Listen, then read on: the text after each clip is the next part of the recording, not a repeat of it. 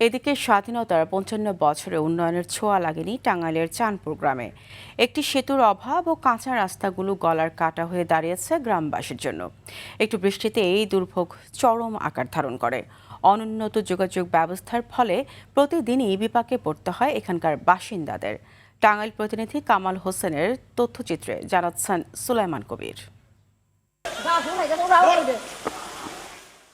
টাঙ্গাইলের নাগরপুর উপজেলার মোকনা ইউনিয়নের চাঁদপুর গ্রামের একটি রাস্তার দৃশ্য এটি।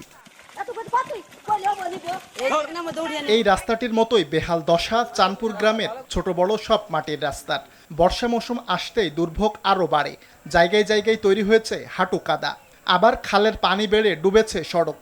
এতে মুখ থুবড়ে পড়েছে শিক্ষা, স্বাস্থ্যসহ এলাকার সার্বিক যোগাযোগ ব্যবস্থার। পিছিয়ে পড়া গ্রামটির সঙ্গে আত্মীয়তাও করতে চান না অন্যরা। হাজার হাজার মানুষ প্রতিদিন খুব কষ্ট করতেছে।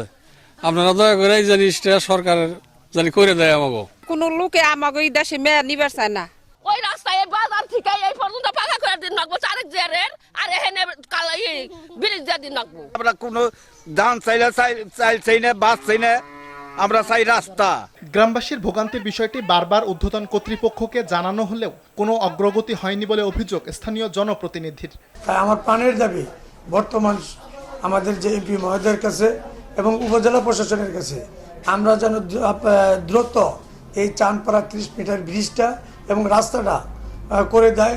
তবে জনদুর্ভোগ লাঘবে আশার বাণী শুনিয়েছে স্থানীয় এলজিইডি বিভাগ। আমরা আমাদের ঊর্ধ্বতন কর্তৃপক্ষ নির্বাহী প্রকৌশলী দপ্তরে ওই ব্রিজটির চাহিদা সহ পাঠানো হয়েছে। এখন ব্রিজটির অনুমোদন পেলে আমরা টেন্ডারের মাধ্যমে কাজটি সম্পন্ন করতে পারব। দ্রুত চাঁদপুরের রাস্তাগুলো পাকা করার পাশাপাশি প্রয়োজনীয় সেতু নির্মাণ করবে সরকার, এমনটাই প্রত্যাশা ভুক্তভোগীদের। সুলাইমান কবির, RTV।